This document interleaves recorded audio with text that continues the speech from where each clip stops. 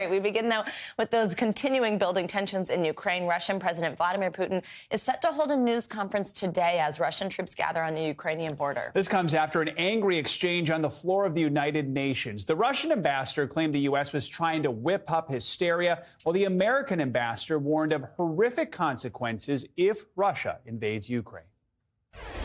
The discussions about a threat of war is provocative in and of itself.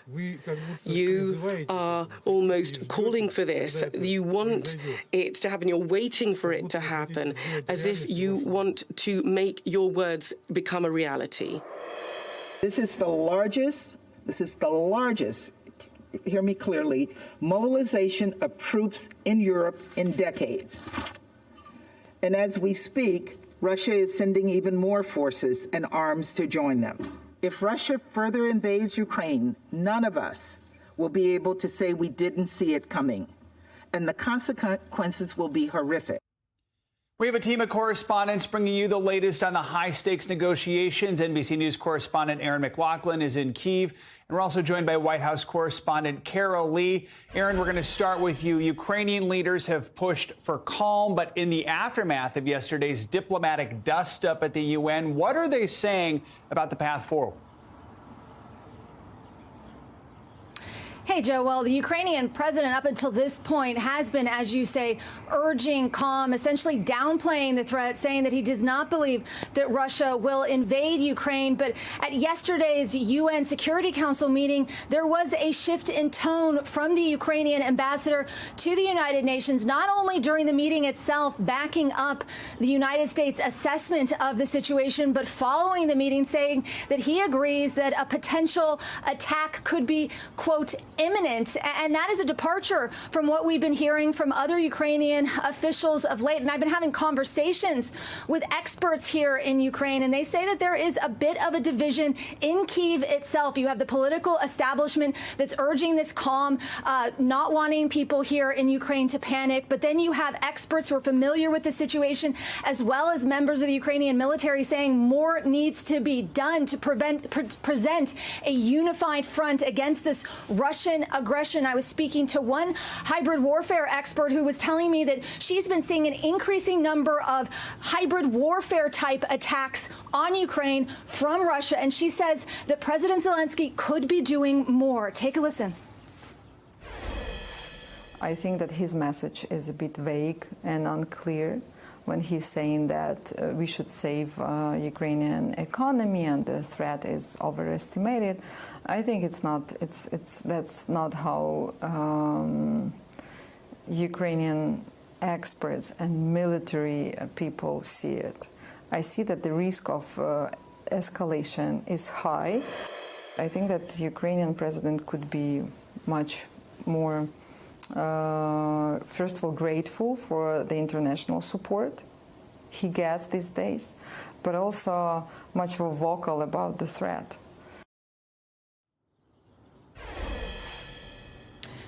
President Zelensky is expected to meet with British Prime Minister Boris Johnson here in Kyiv. There will be a press conference later today. All eyes will be on President Zelensky's tone, especially given what played out in New York yesterday. So, Carol, the White House has said diplomacy is the plan. We know Secretary of State Antony Blinken is set to meet with speak with his Russian counterpart this morning.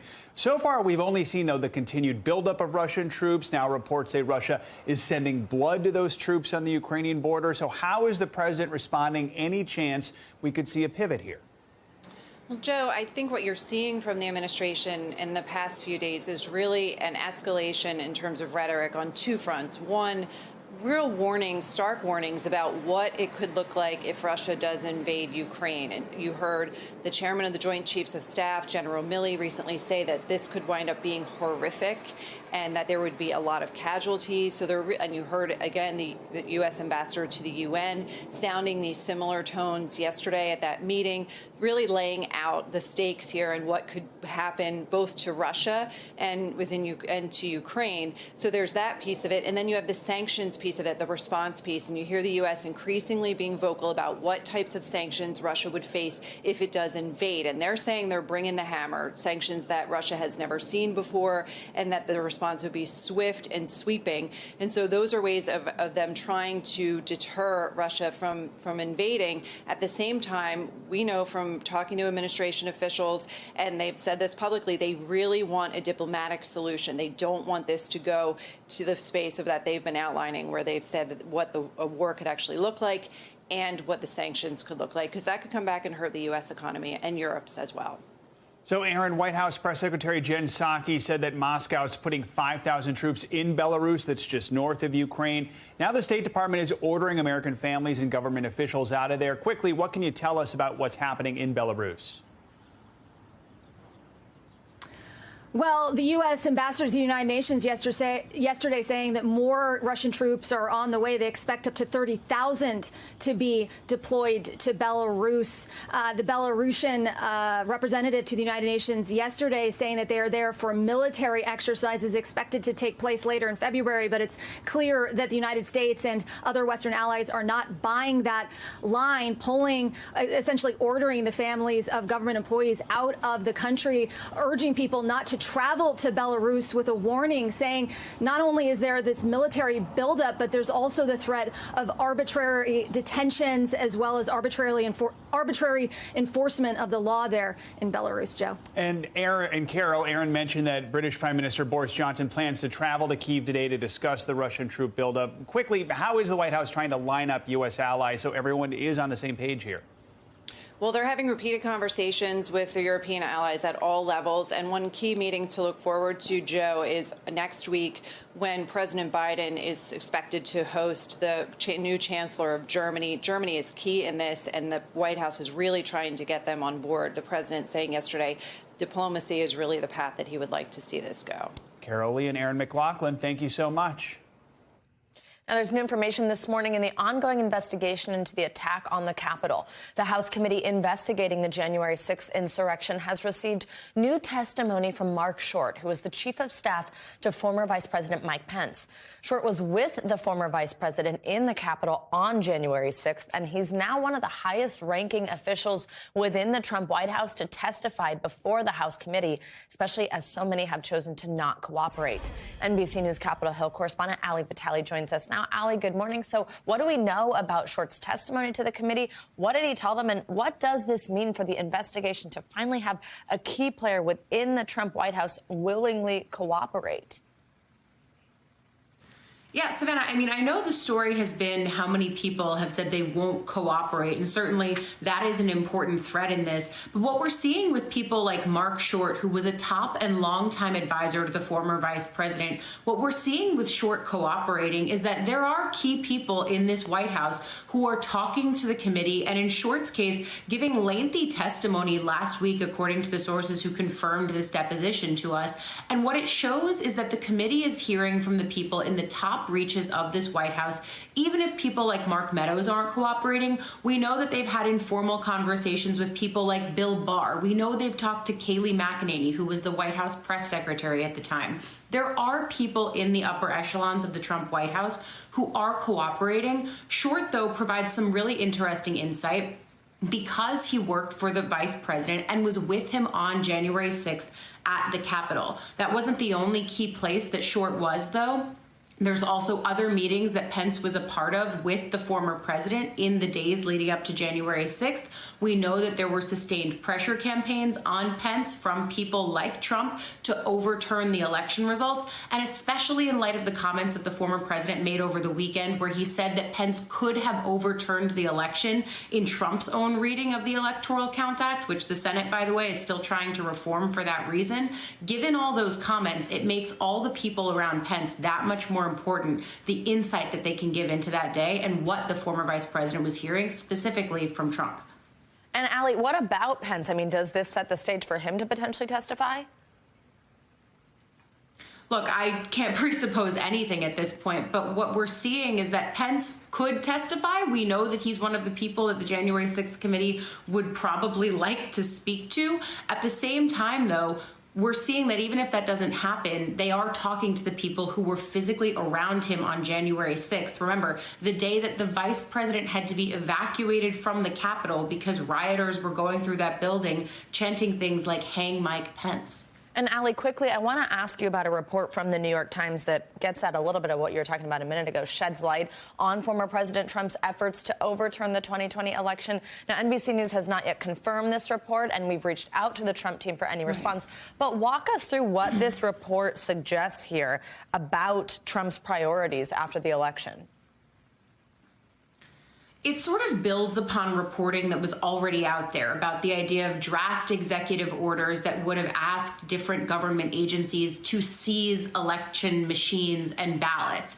Now we're seeing that former President Donald Trump may have been closer to those efforts, according to the New York Times, trying to leverage at least 3 government entities, the Department of Defense, Department of Homeland Security, and Department of Justice, asking people within each of those entities or having his aides and allies do so if they could legally seize voting machines. In the case of 2 of those agencies, the New York Times is reporting draft executive orders that would effectively ask them to seize those voting machines. And I can't underscore enough just how stunning these revelations are. It shows that as we learn more and get more distance from January 6th, we're getting more information about the role of the president himself at that time. And certainly that's a key focus for the January 6th committee. Absolutely. Ali Vitale, thank you so much.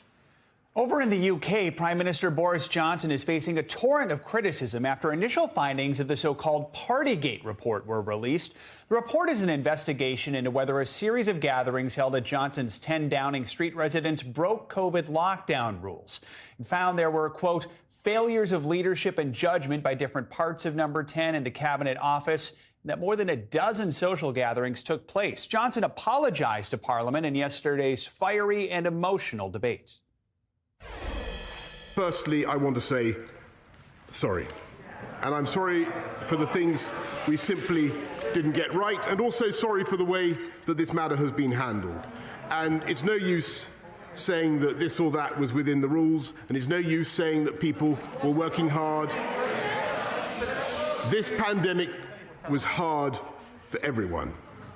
We asked people across this country to make the most extraordinary sacrifices. I get it, and I will fix it. NBC News senior international correspondent Keir Simmons is with us now. So, Keir, this was only a preliminary report, but it was pretty damning. What are the key headlines here? Yeah, it was pretty damning. And, Joe, to give you a picture of the split screen here in Britain right now, as we speak, Boris Johnson, the Prime Minister, is headed to Ukraine to meet with President Zelensky with this damning report still in his inbox. That's why it matters for the Biden administration, because, of course, Britain is a key ally on crucial foreign policy issues, crises like Ukraine. And the details of this report are a difficult read for the Prime Minister. It says some behaviour at gatherings was difficult to justify. It even talks about the excessive consumption of alcohol. It talks about a serious failure to observe standards, failures of leadership and judgment. Says some events should not have taken place at all. So there was some events, for example, that were in the Prime Minister's apartment in Downing Street, his private flat. And again, that conclusion that there was an excessive consumption of alcohol that was not appropriate. I mean, rough translation of that, Joe, people were drunk. And we're talking about inside Downing Street, the head of the British government, one of the most famous political offices in the world. Pretty extraordinary. One political journalist here describing Downing Street as more like a medieval court than a modern government office. Yeah, so Keir, let's talk about what's next. Even before this report was released, there were calls for Johnson to resign. So how did his apology go down in Parliament? Can he survive this? Yeah, good question. He can for now. There were raucous scenes in Parliament. There often are, of course. There was strong words from the leader of the opposition. Take a listen. By routinely breaking the rules he set, the Prime Minister took us all for fools. He held people sacrificing contempt. He showed himself unfit for office. But, Prime Minister, the British public aren't fools. They never believed a word of it. They think the Prime Minister should do the decent thing and resign. Of course he won't, because he is a man without shame. Well, they can laugh, but the public know. The public know this is a man they can no longer trust. He has been investigated by the police. He misled the House. He must now resign. What was really stunning, though, Joe, was the former Prime Minister Theresa May calling Boris Johnson effectively either arrogant or incompetent. His own party criticising him in the House of Commons. And that may be key moving forward. All right, Keir Simmons, thanks so much. Appreciate it. And now to some big news on the COVID front. Pfizer could be filing for authorization of its vaccine for kids under the age of 5, according to a new Washington Post report. Now, for a 2-dose regimen for kids 6 months old to 5 years old, we could see that happen as early as today. A potential 3-dose regimen is still being tested, and data from those trials won't be available until late March. We reached out to Pfizer and they said, quote, at this time, we have not filed a submission and we're continuing to collect and analyze data from both 2 and 3 doses in our younger age cohort. As part of our ongoing commitment, we will share new updates as they become available. We've also got news on the Moderna shot. The FDA has granted that full approval in the U.S., making it the second COVID vaccine to receive that full regulatory approval. The vaccine will now be called Spikevax and is approved for anyone 18 and older. Dr. Ebony Jade Hilton joins us now on all this. She's a professor of anesthesiology and critical care medicine and the co-founder of Goodstock Consulting. Dr. Hilton, good morning. Thanks for being here. So what do we need to know about shots for kids younger than 5 years old, especially knowing that the numbers for kids who are already eligible are not all that high? What do you want parents of young children to know who are maybe nervous about this? Right. Well, what I hope parents see is that the process, the scientific process of proving these agents to be safe has been followed. There's not been a rushed out thing for our children. Literally adults, we've been now being able to be vaccinated for over a year. I received my first dose on December 15, 2020. And so we did the right thing about making sure this is safe for our children. And at this point, we have 3,800 kids hospitalized with COVID.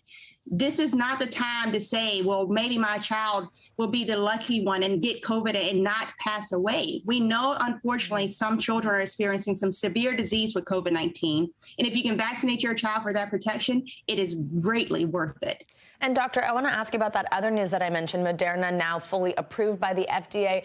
First, does it change anything about how the vaccine is administered on your end? What's that process like? And then also, do you think that more people would maybe get this shot now that it's fully approved? Maybe somebody who had been hesitant to get vaccinated when it just had that emergency use authorization?